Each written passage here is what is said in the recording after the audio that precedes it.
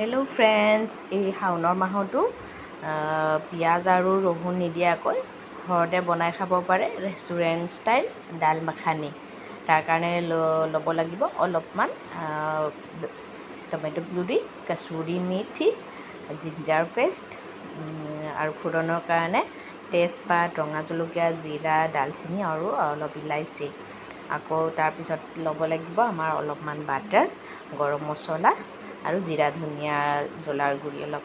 আৰু বইল কৰি লোৱা গোটা মগুখিনি কেৰাহীত অলপমান তেল দি লৈছোঁ। তাৰপিছত কাজু অকণমান ভাজি ধুনীয়াকৈ প্লেটত ছাইড কৰি লৈছোঁ। তাৰপিছতে কেৰাহীত থকা তেলখিনিতে অলপমান বাটাৰ দি ফোড়নত দিয়া বস্তুখিনি গোটেইখিনি দি পেলাই ধুনীয়াকৈ লাৰি দিছোঁ। তাৰপিছতে দি দিছোঁ টমেটো পিউৰি। টমেটো পিউৰিৰ পিছত দি দিছোঁ মই জিৰা, ধনিয়া, ৰঙা জলকীয়াৰ গুড়ি আৰু অলপ হালধি দি পেলাই ধুনীয়াকৈ বইল কৰি থৈ দিয়া গোটা মগুখিনি তাত দি লৈছোঁ। আৰু এক উতল অহাৰ পিছতে ভাজি থৈ দিয়া কাজুখিনি তাত দি লৈছোঁ।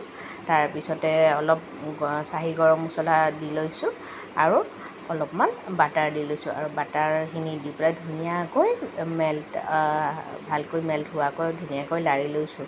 আৰু সোৱাদটো আৰু অলপমান ভাল কৰিবৰ কাৰণে তাত অকণমান কচুৰি মেথি দি দিছোঁ। কচুৰি মেথিটো দিলে খাই বৰ সোৱাদ লাগে আৰু টেষ্টটো, গোন্ধটো বৰ ধুনীয়া হয়, একদম ৰেষ্টুৰেণ্টৰ নিচিনাকৈ। তাৰপিছত গেছ নমাই দিছোঁ। তাৰপিছত অকণমান ঠাণ্ডা হোৱাৰ পিছতে ফ্ৰেছ ক্ৰীম, আমুলৰ ফ্ৰেছ ক্ৰীম ব্যৱহাৰ কৰিছোঁ মই। আপোনালোকে ঘৰত বনোৱাও ক্ৰীম ব্যৱহাৰ কৰিব পাৰে। এয়া চাওকচোন, হৈ গ'ল আমাৰ ৰেডি পূৰা ৰেষ্টুৰেণ্ট ষ্টাইল দাল মাখানি। একদম খাবলৈ বৰ সোৱাদ হৈছিলে। ভাবিলোঁ আপোনালোককো এই ৰেচিপিটো শ্বেয়াৰ কৰোঁ।